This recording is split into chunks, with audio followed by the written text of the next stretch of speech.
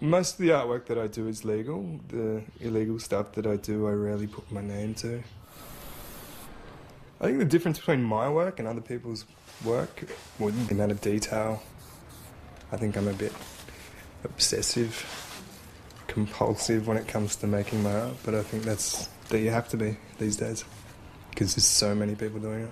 I think my motivation to get into stencil art came from sheer boredom and came from, like, I always know what it's going to look like, and just having control over something in my life where everything else was so chaotic.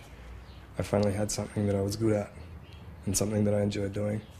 The name ELK comes from the tropical elkhorn fern, which I actually did horticulture when I left school, and this kind of stuck with me because it's epiphytical plant, which means it's the opposite of parasitic, which is it'll grow on a tree, but it's integrally not attached to the tree and doing my own thing and not being part of the scene.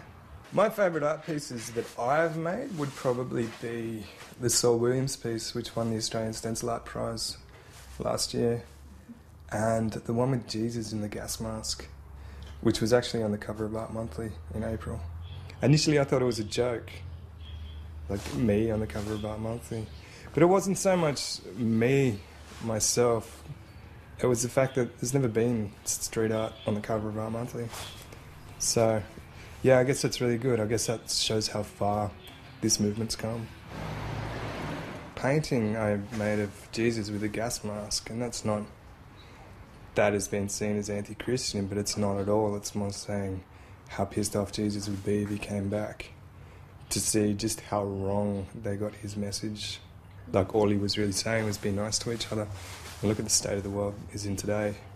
At my last solo exhibition in Sydney, I got a bit of backlash from Christian groups who had actually submitted an application to the New South Wales Police Force to picket my exhibition, which was rejected on the grounds of free speech. But yeah, it was kind of funny because I'm getting this reputation for this religious iconography where they've just totally got me wrong. I'm not anti-Christian, I'm not anti-anything really. I'm just raising some points. It was kind of frustrating but kind of cool at the same time because, you can't buy that sort of publicity. Winning the 2010 Stencil Art Prize has been great. It's given me recognition on an international level. Pick and choose what I want to do, which is fantastic because it's become less of a job and more of a passion. Being in Canberra's influenced me in the way that I kind of liken it to the Perth music scene, where they're so isolated and so far from everything else that they're free to just create. And that's pretty much how it is here. I don't have to be part of any scene. I don't have to go out every night to openings. And what are you doing, mate? Someone's put their art over mine. A bit rude. There is a small scene in Canberra, not much of a scene. Like, it's developing, and because there's not many people here, it hasn't reached that critical mass of, say, Sydney or Melbourne. But who knows, maybe one day. There's a whole community of stencil artists on the internet, a whole international community. Just seeing what these guys come up with and interacting with these people has been a massive source of inspiration for me.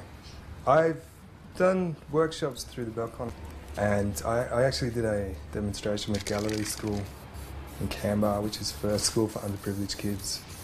And it's really important for me to volunteer my time, because you get so self-absorbed with your art. It's something I want to do for myself and not for my profile. As soon as these reporters and cameramen get out of my studio, I'm going to pack up and move to Melbourne. I've got a studio in the heart of the city I move into on Tuesday. So I'm out of Canberra for good, but yeah, I've enjoyed my time in Canberra.